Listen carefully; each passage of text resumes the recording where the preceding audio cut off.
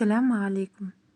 Бүгін өзбек ұлтының ұлттық тағамдарының бірі маш кечерей дайындайтын боламыз.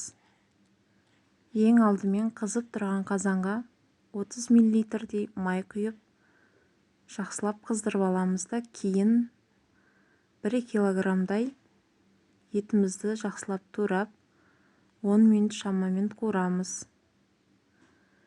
2 жуаны 4 бүрішті майдалап турап, тағы да бір 5 минут 10 минуттай жақсылап қуырып аламыз.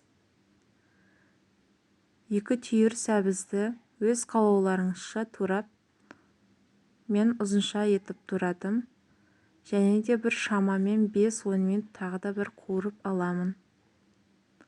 Кейін үстіне бір қызанақты 4 бүріш етіп турап салып, тұзын, қара бұршын және зираны қосамыз.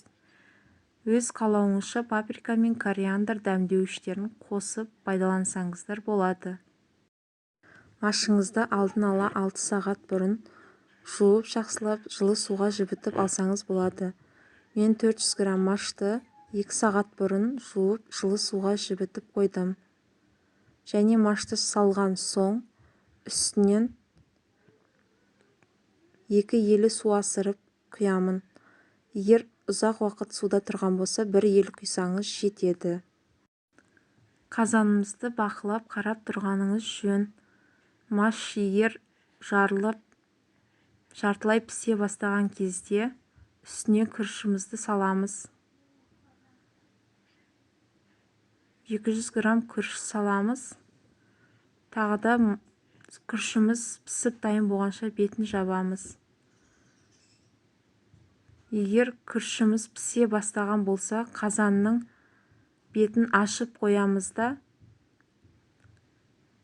күрішіміз езіліп кетпеу үшін шетіндегі бетіне шығып жатқан суларын шетінен маштың астына жіберіп араластырып тұрамыз. Сол кезде күрішіміз езілмей, маш толықтай піседі де, өте дәмді, нағыз палауға ұқсаған дәмді ас дайын болады. Міне, менің маш кечерей тамағым дайын болды. Сіздер де істеп көріңіздер, өте дәмді. Бұл ас менің балаларыма өте қатты ұнады. Өте жұмсақ, өте дәмді. Ұнаса лайк басып, біздің каналға тіркеліңіз. Қоңыраушаны басуды ұмытпаңыздар.